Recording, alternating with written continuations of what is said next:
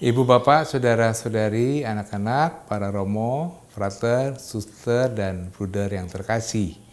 Kita berjumpa lagi dalam program Api Karunia Tuhan.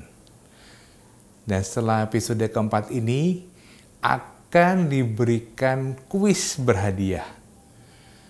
Kuisnya tergantung dari pertanyaan yang ada dalam pembahasan episode pertama, kedua, ketiga, dan keempat.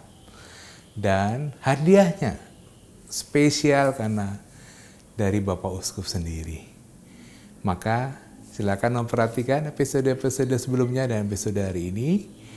Dan selanjutnya akan diberikan kuis.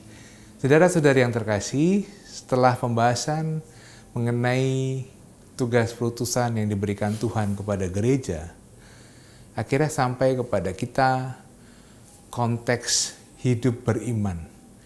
Bahwa kepada kita yang telah diutus oleh Yesus yang penuh kuasa itu dituntut dibutuhkan sikap iman tertentu. Apakah kita semakin beriman atau mungkin masih ragu-ragu? Selamat mendengarkan, selamat merenungkan, selamat berdoa.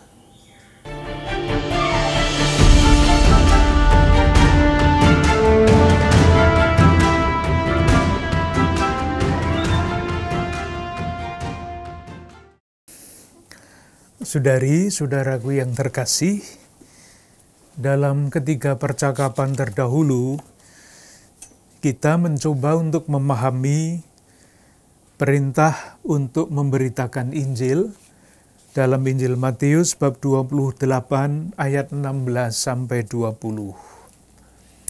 Kita akan melanjutkan dengan usaha mendalami kisah yang diceritakan di dalam Injil Matius bab 25 ayat 31 sampai 46 yang pasti saudari-saudara sekalian sudah sangat kenal, yaitu penghakiman terakhir. Sebelum kita masuk ke dalam percakapan mengenai teks ini, ada 1-2 pengantar yang saya kira perlu untuk saya sampaikan. Mengapa misalnya sesudah perintah perutusan kok dibicarakan kisah pengadilan terakhir? Alasannya begini.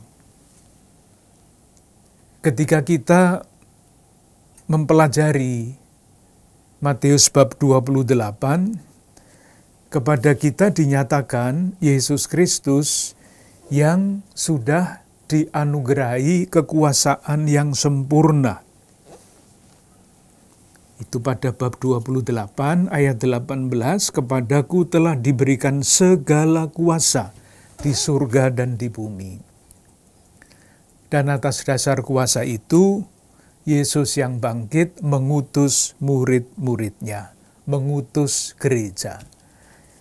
Ini kita sudah selesai sampai di situ.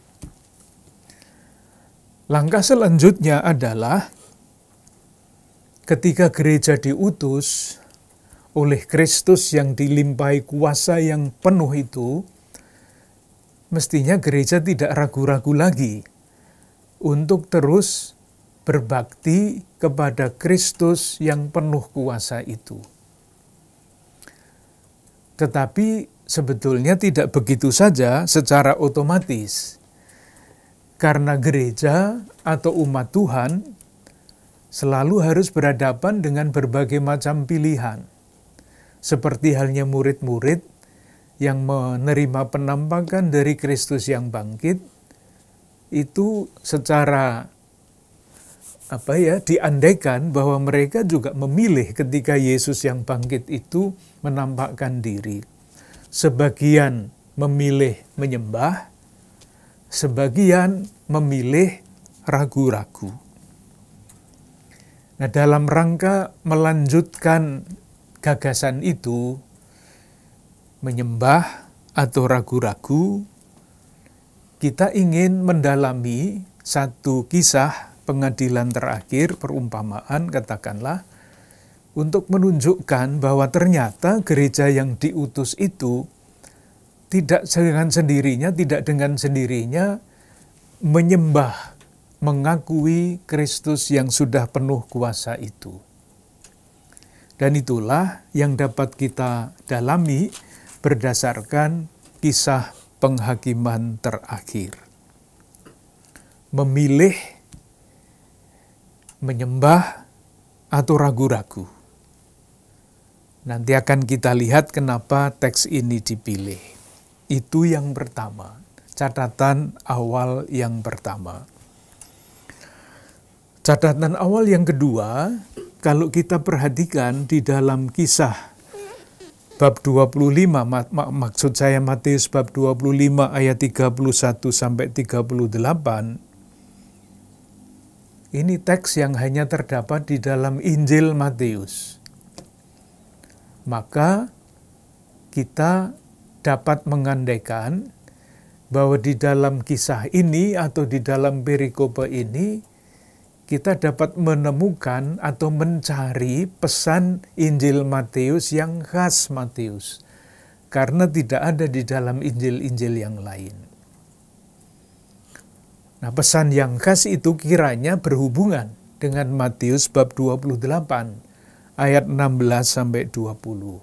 Jadi misalnya, di dalam Matius bab 28 dikatakan bahwa Yesus sudah diberi kuasa di surga dan di bumi.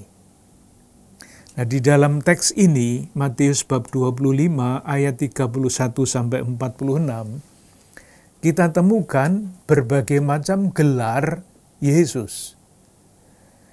Dan berbagai macam gelar itu bersama-sama dikumpulkan di dalam satu perikope untuk menunjukkan Kristus yang diberi kuasa itu. Moga-moga jelas maksudnya.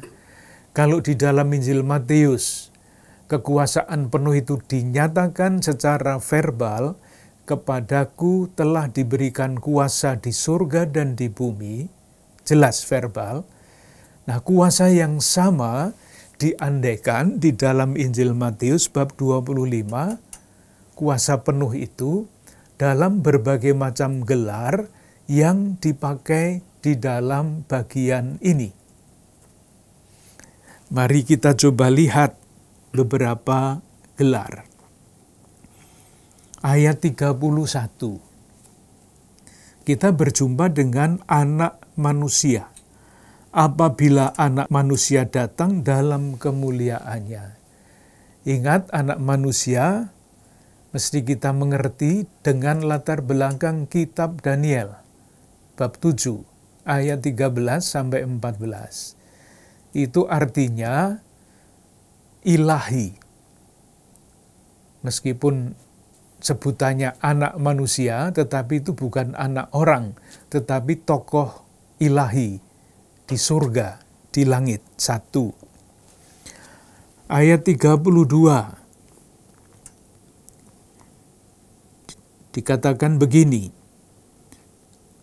lalu semua bangsa akan dikumpulkan di hadapannya, dan ia akan memisahkan mereka seorang daripada seorang, sama seperti gembala. Gelar kedua, gembala. Ayat berikutnya, ayat 34. Dan raja itu akan berkata kepada mereka, raja, gelar lain lagi. Dan itu diulangi pada ayat 40. Dan raja itu akan menjawab mereka. Gelar ketiga, raja. Gelar berikutnya ayat 37. Maka orang-orang benar itu akan menjawab dia, katanya, Tuhan, bila manakah kami melihat engkau lapar, dan selanjutnya. Gelar berikutnya yang keempat adalah Tuhan. Dan gelar ini diulang sekali lagi pada ayat 44. Lalu mereka pun akan menjawab dia, katanya, Tuhan, bila manakah kami melihat engkau lapar, dan selanjutnya. Jadi gelar-gelar kemuliaan itu dikumpulkan di sini. Anak manusia, gembala, raja, Tuhan. Dan kalau kita mempertimbangkan ini adalah kisah tentang penghakiman terakhir, maka dimasukkan juga di dalam perikope ini peranan Kristus yang berkuasa itu sebagai hakim. Moga-moga jelas maksudnya. Jadi kalau di dalam Matius bab 28 secara verbal dikatakan kuasa diberikan kepada Yesus yang bangkit di surga dan di bumi. Kata-kata seperti itu tidak ada di dalam bagian bab 25 ayat 31 sampai 46, tetapi kuasa penuh itu terungkap dalam berbagai macam gelar yang dipakai untuk Yesus dalam bagian ini. Moga-moga jelas maksudnya. Nah, kembali lagi, di hadapan Kristus yang bangkit, sebagian murid menyembah, sebagian murid bimbang, ragu-ragu. Nah, di hadapan Anak Manusia, Gembala, Raja, Hakim, Tuhan, orang juga bisa mengambil pilihan yang berbeda-beda. Semestinya, kalau berhadapan dengan Yesus Tuhan, Yesus Anak Manusia itu yang menyembah, itu satu-satunya yang bisa diharapkan. Nyatanya tidak demikian. Itulah yang diceritakan di dalam kisah mengenai penghakiman yang terakhir ini. Itu catatan kedua. Jadi intinya adalah ketika orang mengakui bahwa Kristus itu Tuhan, Anak Manusia, Raja, Gembala yang berkuasa, orang mesti dengan keyakinan seperti itu memilih. Tetapi memilih itu kan bisa salah. Nah, di dalam latihan rohani Santo Ignatius misalnya, soal pilihan itu disampaikan di dalam bagian yang diberi judul Asas dan Dasar. Ini latihan rohani Santo Ignatius, bukunya ini. Saya bacakan, mirip strukturnya. Alinea pertama, manusia diciptakan untuk memuji, menghormati, serta mengabdi Allah Tuhan kita, dan dengan itu menyelamatkan jiwanya. Nah, di hadapan Pencipta, seperti halnya di hadapan Tuhan yang bangkit, kita tidak bisa lain kecuali memuji, menghormati, dan mengabdi. Sudah. Nah, semestinya pilihan kita didasarkan pada sikap dasar itu. Lalu di dalam latihan rohani yang sama, dirumuskannya begini pilihan itu. Karena itu, konsekuensinya, manusia harus mempergunakannya, maksudnya seluruh alam ciptaan, sejauh itu menolong untuk mencapai tujuan tadi. Dan harus melepaskan diri dari barang-barang tersebut sejauh itu merintangi dirinya. Di ketika berhadapan dengan Tuhan, semua yang merintangi harus disingkirkan. Nah, apakah bisa menyingkirkan itu persoalannya.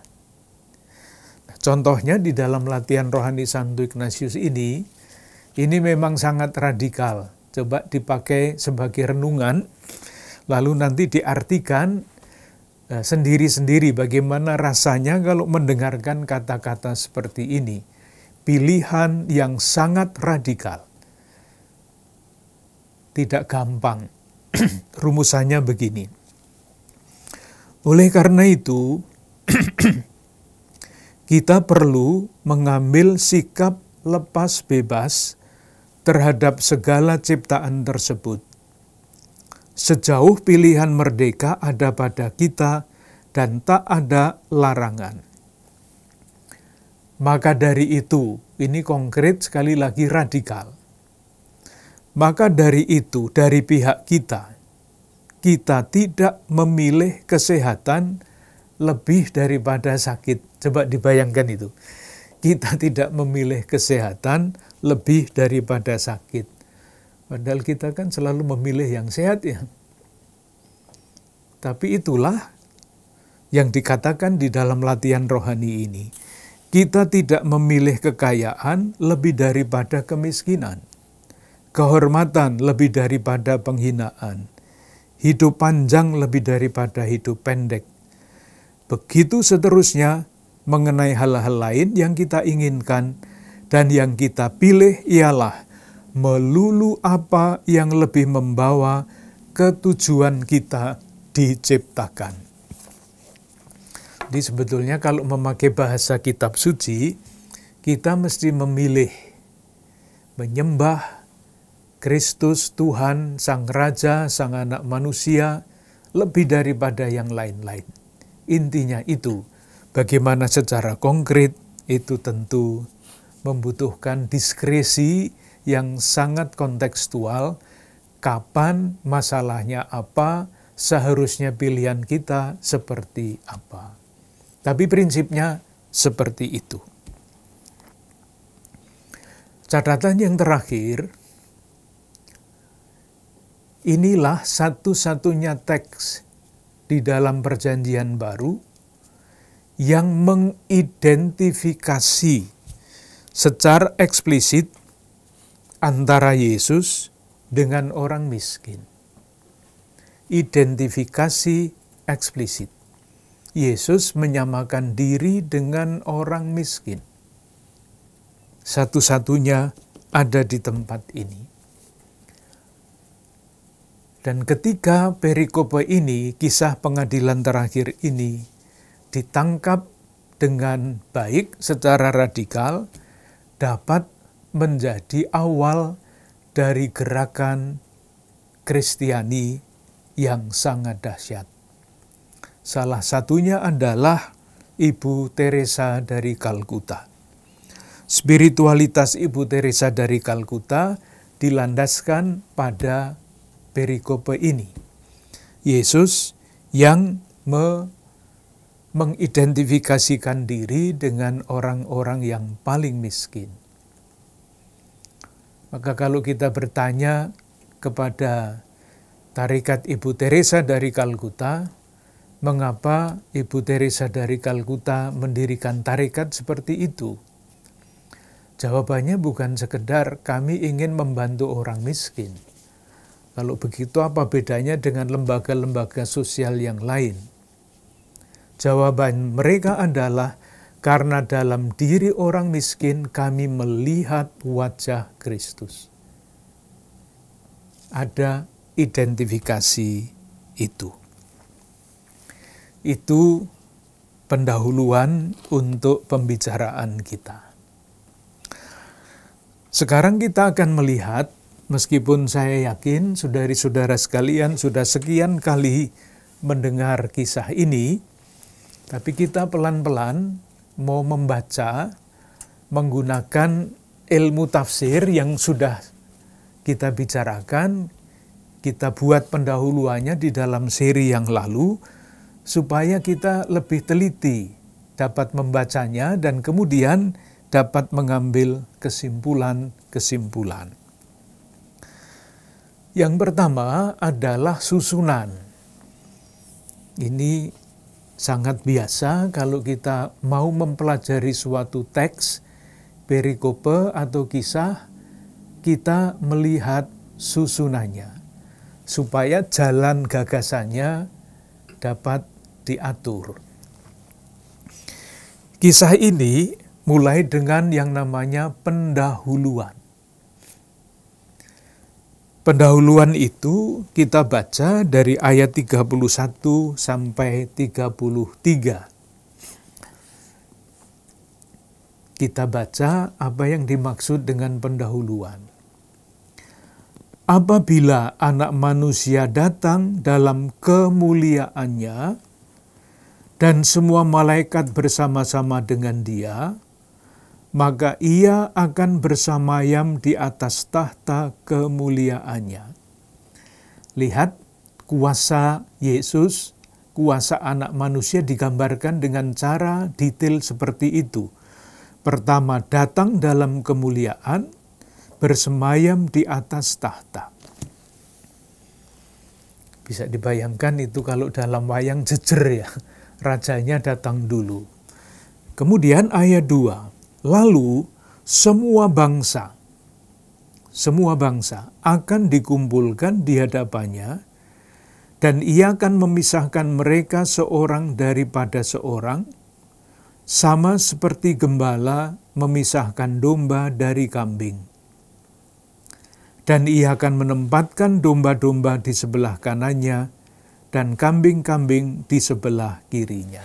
Dah, itu pendahuluannya sampai di situ, semacam menggambarkan tahta pengadilan, ruang pengadilan. Ada hakim yang duduk dengan kemuliaannya, dan ada yang akan dihakimi.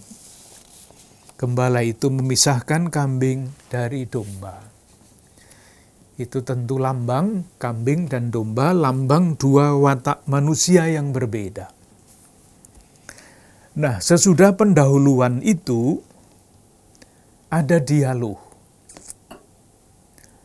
Dialog yang simetris, dua dialog yang simetris, satu sesudah yang lain, strukturnya sama. Dialog yang pertama itu mulai dari ayat 34 sampai 40. Itu dialog yang pertama, ayat 34 sampai 40. Struktur dari dialog itu juga sama. Dialog pertama dengan domba yang di kanan dan dengan kambing yang di kiri itu strukturnya sama. Kita mulai melihat ayat 34 sampai ayat 40, dialog yang pertama. Dan raja itu akan berkata kepada mereka yang di sebelah kanannya. Nah, unsur yang pertama adalah imperatif. Mari. Itu kalau mau dengan kata lain, datanglah. Itu adalah imperatif. Minta supaya yang diadili itu datang. Mari, datanglah. Hai kamu yang diberkati oleh Bapakku. Terimalah kerajaan yang telah disediakan bagimu sejak dunia dijadikan. Jadi yang di sebelah kanan disebut yang diberkati. Mengapa diberkati? Mulai dengan alasan ayat 35, sebab. Di ayat 35 sampai dengan ayat 36 itu alasan mengapa yang di kanan itu diberkati. Sebab ketika aku lapar, kamu memberi aku makan. Ketika aku haus, kamu memberi aku minum. Ketika aku seorang asing, kamu memberi aku tumpangan. Ketika aku telanjang, kamu memberi aku pakaian. Ketika aku sakit, kamu melawat aku. Ketika aku di dalam penjara, kamu mengunjungi aku. Jelas, alasannya seperti itu. Nah, ketika diberi alasan, orang-orang yang di sebelah kanan itu tidak mengerti.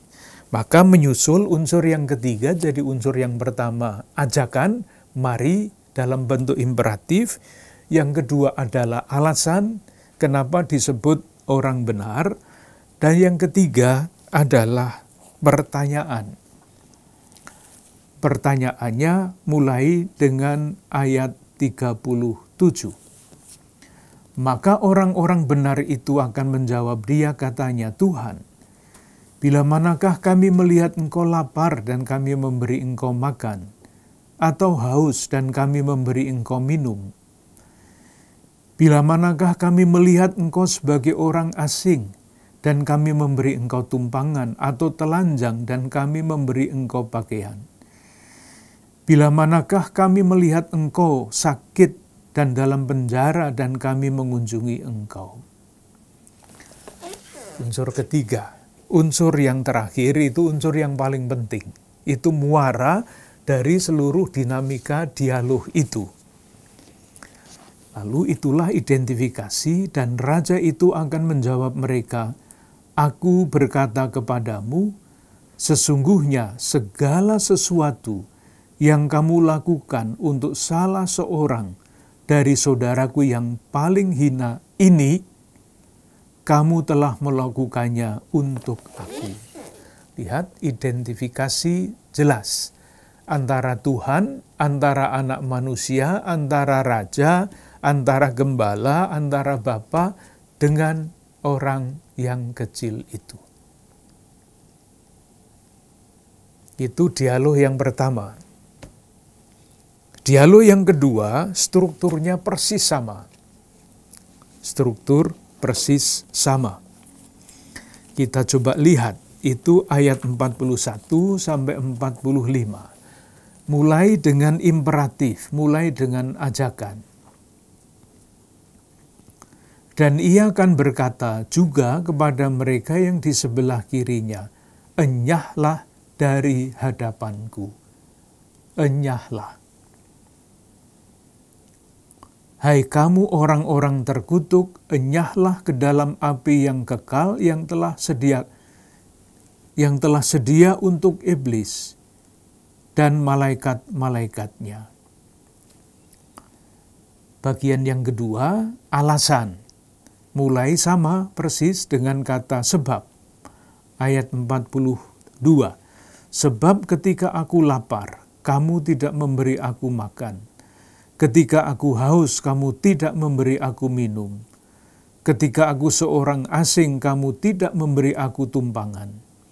Ketika aku telanjang, kamu tidak memberi aku pakaian. Ketika aku sakit dan dalam penjara, kamu tidak melawat aku." Itu alasan. Lalu ada pertanyaan, persis sama dengan dialog yang pertama. Ayat 44, "Lalu mereka pun akan menjawab dia, katanya, Tuhan, bila manakah kami melihat engkau lapar atau haus, atau sebagai orang asing, atau telanjang, atau sakit, atau dalam penjara, dan kami tidak melayani engkau?"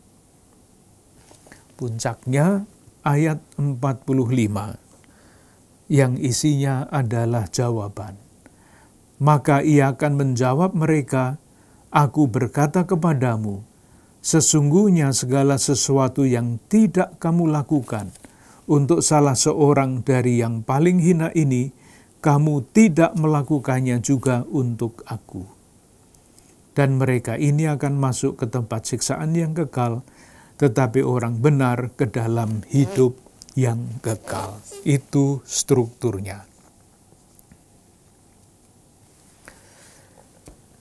Nah, dalam hal seperti ini, ada banyak pertanyaan, misalnya siapa yang disebut segala bangsa, dan sebagainya, dan sebagainya. Yang penting diperhatikan adalah dalam jenis sastra seperti ini, dalam bentuk sastra seperti ini, apapun yang di dalam itu tidak sangat penting. Yang paling penting adalah kesimpulan. Dan kesimpulan itu ada pada ayat 40 dan ayat 45. Identifikasi antara Yesus yang berkuasa dengan orang-orang yang disebut hina itu. Moga-moga jelas maksudnya. Nah, sesudah struktur, sesudah melihat jalan ceritanya, jalan kisahnya, kita melihat beberapa hal yang rasa-rasanya menjadi sangat penting sebagai kesimpulan. Ada 1-2 kesimpulan. Kesimpulan yang pertama,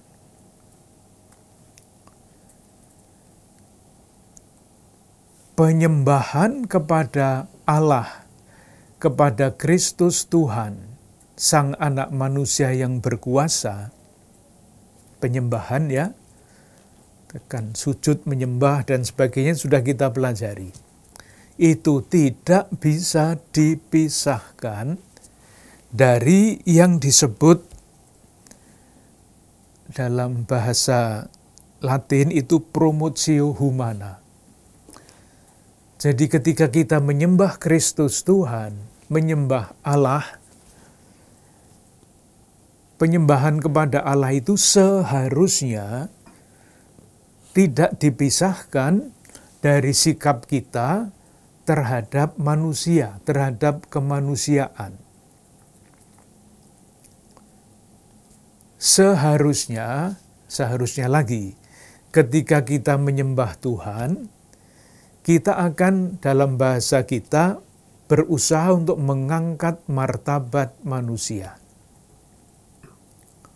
Dan itu berarti keberpihakan kepada saudari-saudara kita yang martabatnya paling tidak dihargai. Kalau menghargai martabat manusia yang punya kedudukan, punya kekuasaan, punya kelebihan-kelebihan itu mudah. Tapi yang dikatakan di sini adalah mengakui, menjunjung tinggi, mengangkat martabat manusia, terutama saudari-saudara kita yang paling hina ini. Siapapun dia, salah seorang. Tidak ada kualifikasi apapun. Moga-moga jelas maksudnya. Kalau mau dikatakan dengan bahasa yang lebih sederhana, indikator iman kita, apakah iman kita itu sungguh sejati apa tidak, itu ya dilihat dari buah-buahnya. Kalau hanya menyembah atau baru menyembah, tidak jelek menyembah itu, tetapi berhenti di situ, lalu kualifikasi seperti ini belum tertangkap. Artinya yang kita sembah mengidentifikasi diri dengan saudari-saudara kita yang paling hina, itu belum tertangkap. Kita ingin mengenal Tuhan di tempat-tempat yang kita senangi, yang cocok dengan selera kita. Ini perumpamaan ini mengajar kita untuk bertemu dengan Tuhan di dalam pribadi-pribadi yang mungkin tidak menarik selera kita, tetapi pribadi-pribadi yang sungguh bermartabat. Moga-moga jelas maksudnya. Lalu yang dikatakan juga, tadi saya coba baca dengan kata yang agak ditekankan, begini, ayat 40 dan ayat 45. Ayat 40 dulu, dan raja itu akan menjawab mereka, aku berkata kepadamu, sesungguhnya segala sesuatu yang kamu lakukan.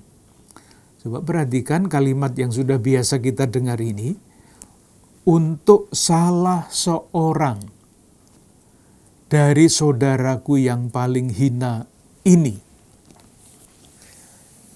Jadi ini tidak bicara mengenai konsep, ini mengenai realitas di hadapan kita. Salah seorang tanpa kualifikasi yang seiman, yang sesuku, yang sebangsa, yang setanah air, tidak ada itu. Padahal, dan yang dipanggil di situ adalah semua bangsa. Siapapun dari semua bangsa itu. Dan digunakan kata ini, itu artinya kasus konkret di hadapan kita. Dan ketika berada di hadapan kita, kasus konkret itu, kita mesti bersikap.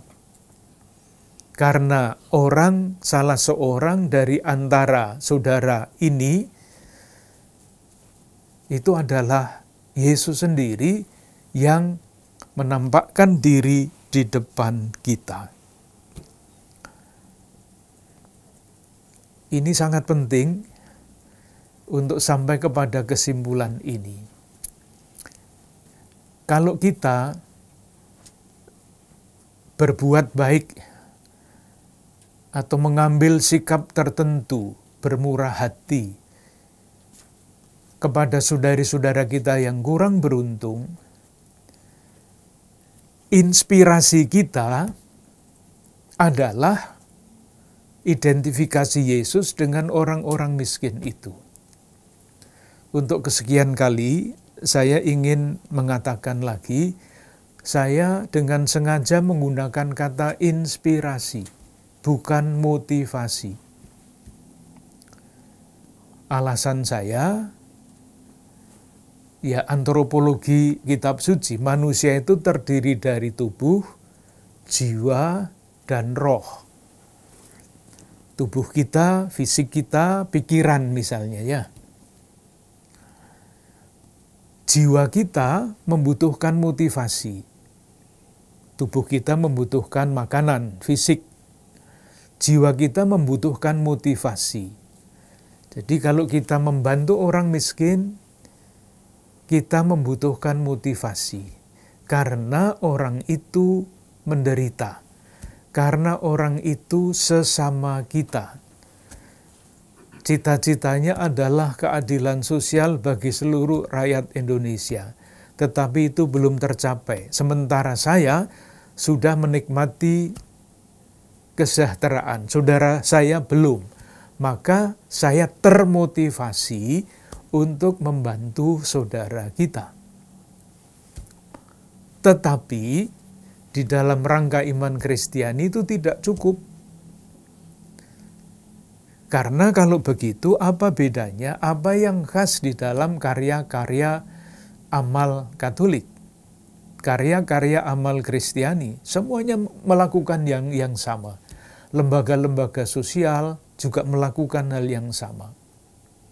Yang dilakukan sama, motivasinya mungkin sama, inspirasinya berbeda. Kalau kita memberi perhatian lebih kepada saudari-saudara kita yang kurang beruntung, motivasinya, saya sebut sekali lagi, karena dia adalah sesama saya. Inspirasinya adalah karena saudara kita yang miskin ini adalah wajah Kristus yang mengidentifikasikan diri dengan orang miskin ini. Itu inspirasi. Jadi bukan karena dia sesama saya, tetapi karena Kristus hadir di dalam diri saudari-saudara kita itu. Jadi bukan sekedar humanisme horizontal, itu motivasi, tetapi inspirasi vertikal. Karena yang diberi kuasa di atas surga dan bumi mengidentifikasi dengan saudari-saudara kita yang kurang beruntung ini. Moga-moga ini jelas, moga-moga. Kalau dengan motivasi saja bisa berjalan, alangkah hebatnya kalau kita mempunyai inspirasi iman di dalam karya-karya pelayanan kita, khususnya bagi saudari-saudara kita yang kurang beruntung. Yang ketiga, kita bisa bertanya secara logis, misalnya, mengapa Yesus mengidentifikasikan diri dengan orang-orang miskin? Mengapa Yesus mengidentifikasikan diri dengan orang-orang miskin? Pertanyaan logis kan? Teks ini mengatakan begitu, kita bertanya kepada teks, mengapa Yesus mengidentifikasikan diri, menyamakan diri dengan orang miskin? Nah, jawabannya siapa yang bisa menjawab pertanyaan itu? Saya selalu bergurau, ya besok kalau kita ketemu dengan Yesus kita tanyakan. Tetapi, rupa-rupanya, jawaban apapun yang kita berikan, sekarang ini kita tidak akan sampai kepada jawaban yang sejati. Yang perlu kita pegang adalah, inilah perwahyuan diri Allah. Dan ketika kita sampai kepada kata perwahyuan Allah, perwahyuan diri Yesus, lalu perwahyuan itu pasangannya adalah iman. Bukan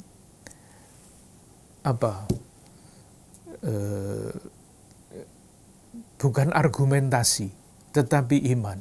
Ketika Yesus mewahyukan diri identik dengan orang miskin, kita tidak bisa lain, akhirnya selain kita tunduk, sujud, menyembah, menerima perwahyuan itu, dan berusaha untuk terus mencari jalan, bukan mencari alasan, pertanyaan, atau jawaban atas pertanyaan tadi, mencari jalan supaya mata kita setiap kali melihat saudari-saudara kita yang kurang beruntung yang disebut di situ tadi, kita dapat sampai kepada Yesus.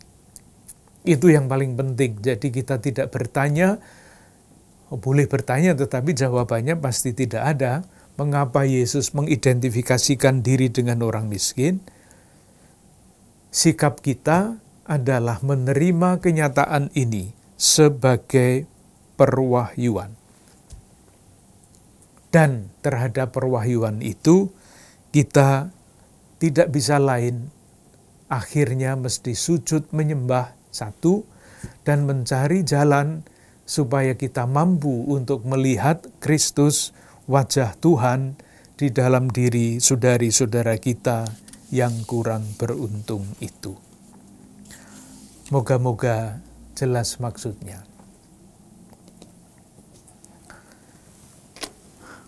Selanjutnya, kita mencoba untuk memperdalam renungan kita mengenai teks.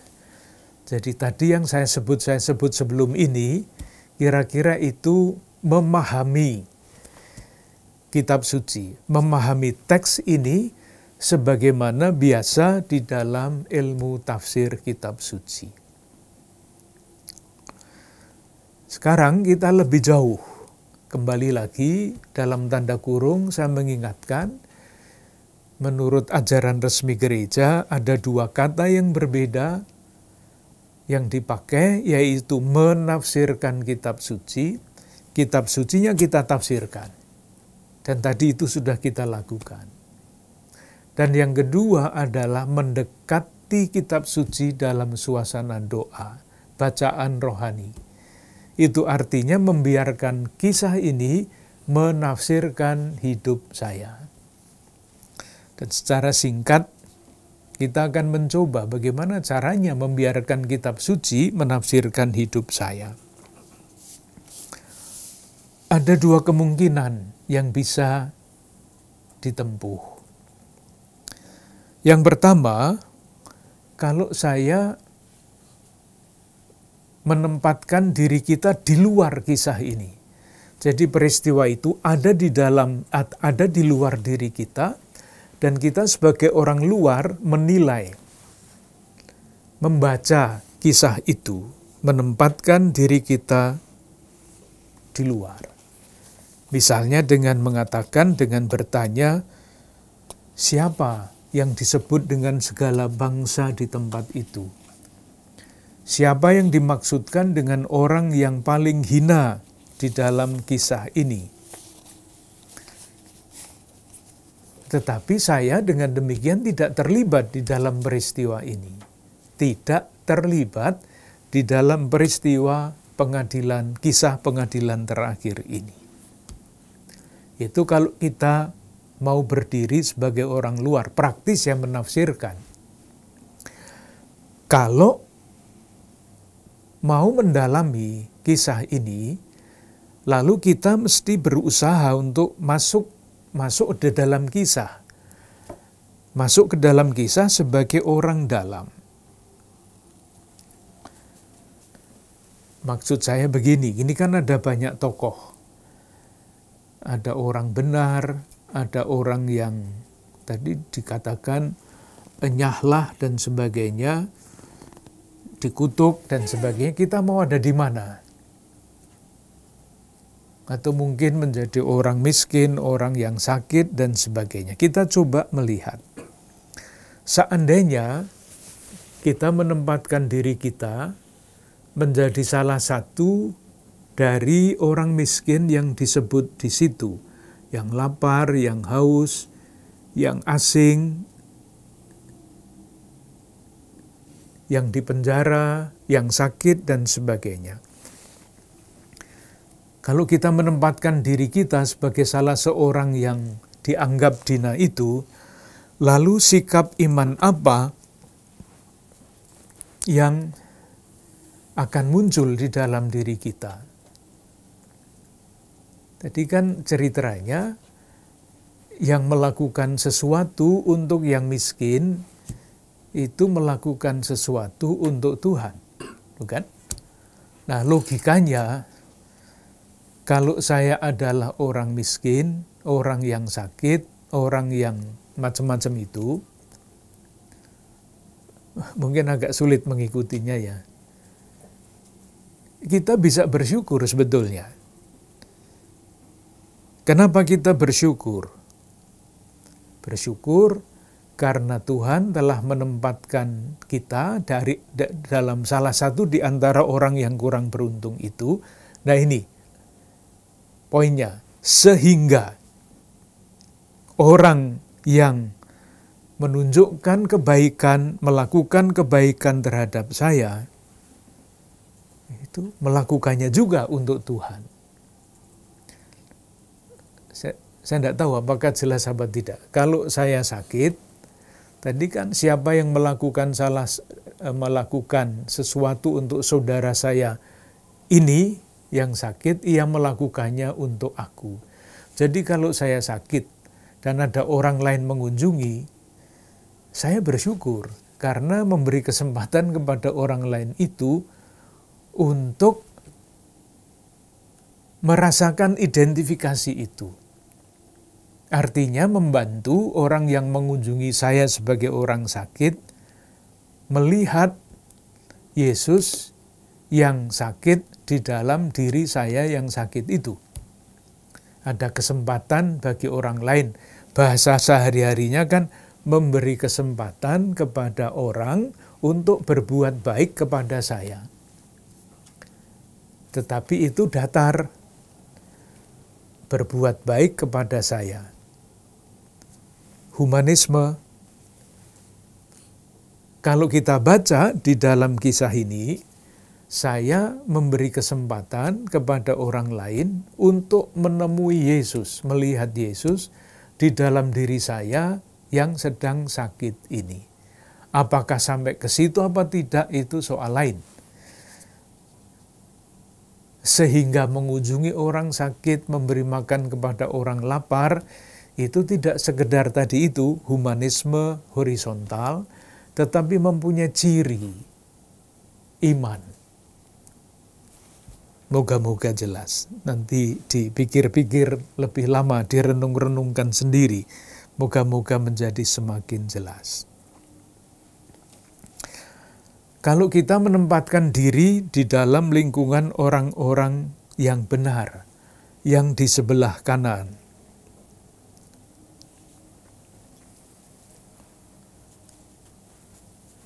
nilai apa yang dapat kita syukuri ketika kita menempatkan diri kita pada kelompok orang benar? Jawabannya sederhana. Tidak ada perbuatan baik yang tidak bernilai. Tidak ada perbuatan baik yang tidak berguna. Tidak ada perbuatan baik yang sia-sia. Karena perbuatan baik sekecil apapun yang kita lakukan tanpa sadar, spontan, adalah perbuatan baik yang kita lakukan untuk Tuhan. Tidak ada perbuatan yang tidak berarti. kalaupun tidak diketahui orang, kalaupun hanya sangat kecil, tidak dipasang di televisi, tidak dilaporkan, kalaupun perbuatan itu sangat kecil tersembunyi, seolah-olah tidak berarti, tetap saja perbuatan itu berarti. Karena apa? Perbuatan baik yang kita lakukan untuk orang lain adalah perbuatan baik yang kita lakukan untuk Tuhan.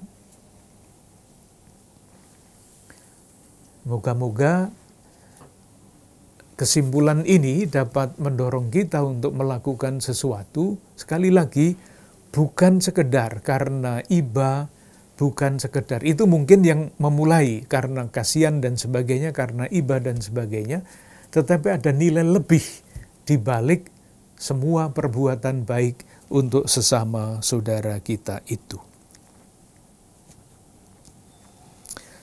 Lalu kemungkinan yang berikutnya, kita menempatkan diri kita pada tempat orang-orang yang dikutuk tadi, yang ditempatkan di sebelah kiri.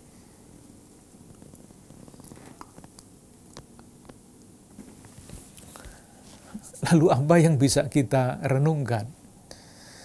Paling-paling kita bertanya,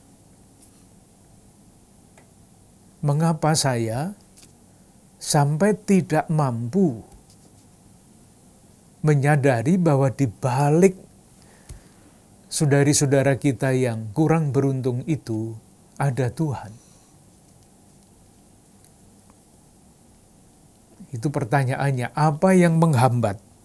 Apa yang menghalang-halangi? Kalau orang lain bisa, kalau saya kenapa tidak? Tidak melakukan itu. Nah, nanti akan kita lihat di dalam teks-teks berikutnya. Yang penting adalah, kalau mau melanjutkan renungan sendiri, prinsipnya tadi, saya menempatkan diri kita di dalam kisah ini dan memilih tempat. Apakah saya termasuk orang miskin? Apakah saya termasuk orang yang benar? Apakah saya termasuk orang-orang yang dikutuk tadi? Nah, kalau ketemu itu jawabannya, lalu konsekuensinya apa? Dikutuk itu tidak dikutuk untuk selama-lamanya tentu saja, tetapi mengapa tidak mampu melihat Tuhan di dalam diri saudari-saudara kita, dan kenapa yang lain bisa, kita bisa belajar dari yang lain. Itulah artinya belajar bersama-sama, berjalan bersama-sama. Bagian yang terakhir.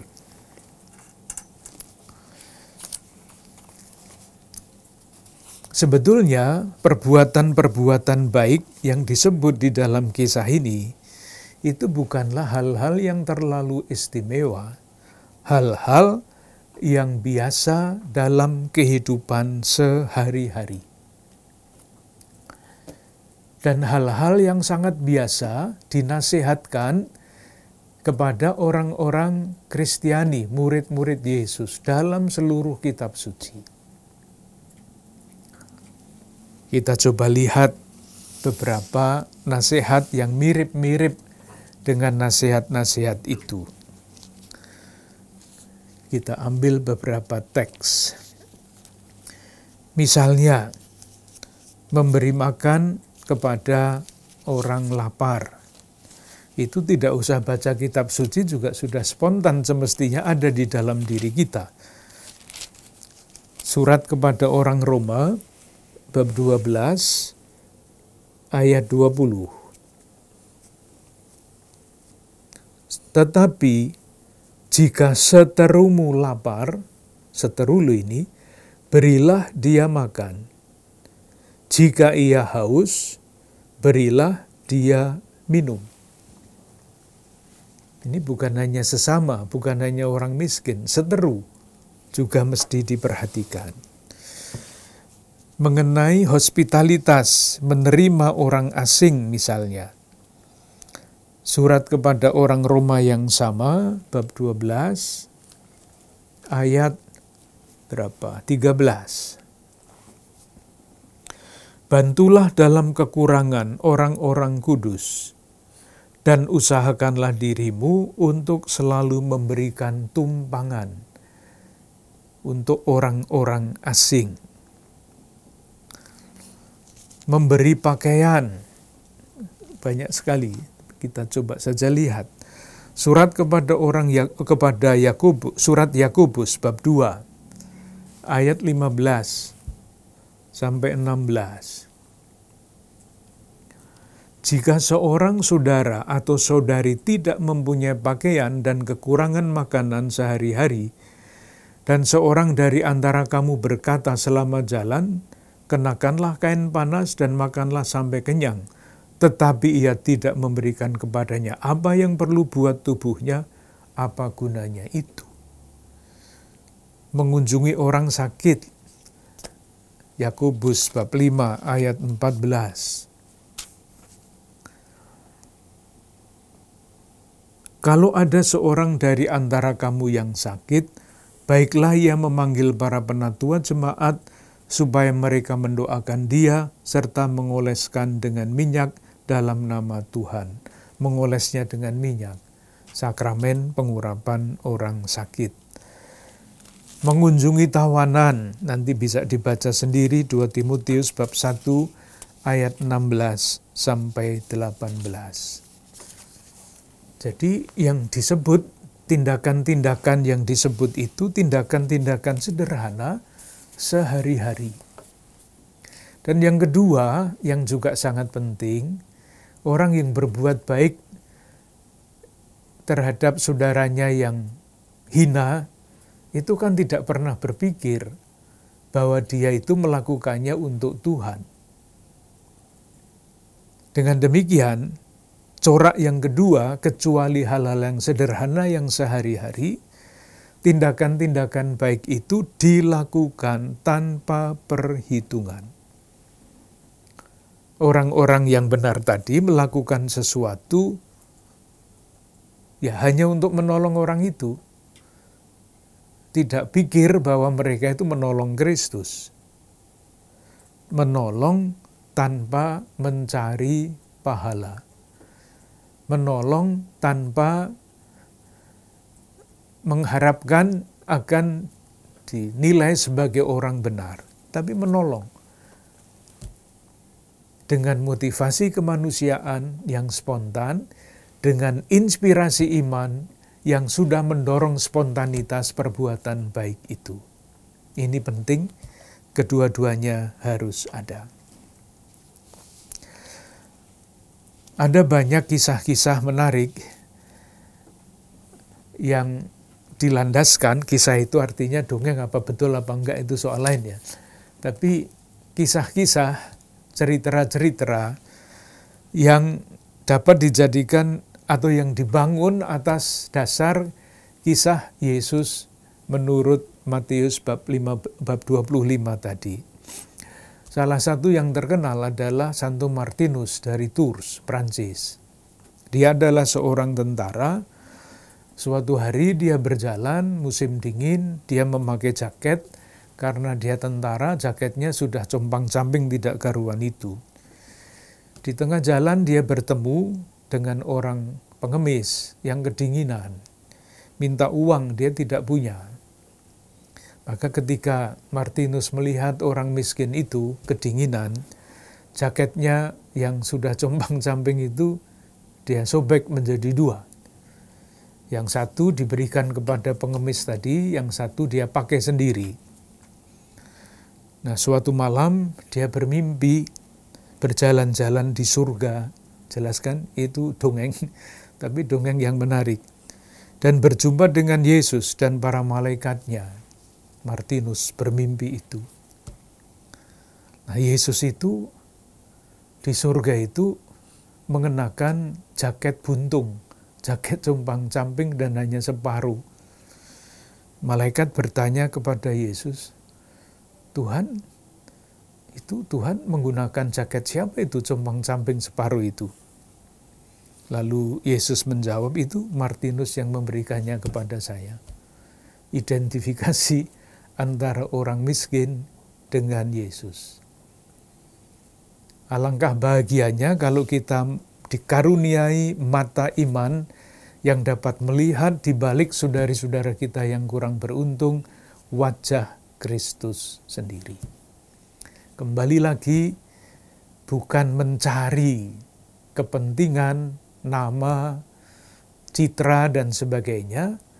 Kita, motivasi kemanusiaan kita mendorong kita secara spontan untuk membantu orang lain, dan inspirasi iman kita semakin menguatkan kita untuk selalu berbuat baik kepada siapapun dari antara saudara-saudara kita ini. Bukan yang itu jauh. Yang ini yang ada di depan kita. Kita akan lanjutkan dalam percakapan yang berikutnya.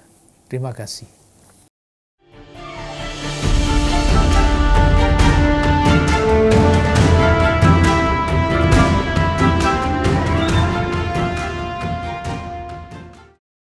Saudara-saudari yang dicintai Tuhan, kuis dengan pertanyaan sudah disiapkan, nanti akan disampaikan kepada Anda sekalian. Silakan menjawab dengan tepat, akurat, dan dengan perenungan yang mendalam. Saudara-saudari yang terkasih, episode ini telah menghantar kita mendalami makna tugas perutusan, dibantu dengan permenungan tentang perikopa penghakiman terakhir. Menarik bahwa akhirnya dalam menjalankan tugas perutusan gereja, menjalankan tugas dari Yesus yang penuh kuasa itu, kepada kita pertama-tama dituntut keteguhan iman untuk hidup, untuk berbakti kepada Yesus yang penuh kuasa itu. Semoga perikopa penghakiman terakhir ini semakin membantu kita untuk menjadikan hidup kita sebagai suatu bakti kepada Kristus yang penuh kuasa. Kita mohon berkat Tuhan. Semoga Allah yang Maha Kasih mencurahkan perlindungan, bimbingan, dan berkat-Nya kepada saudara-saudari sekalian, pada keluarga dan komunitas, Bapa, Putra, dan Roh Kudus. Amin. Terima kasih. Selamat malam.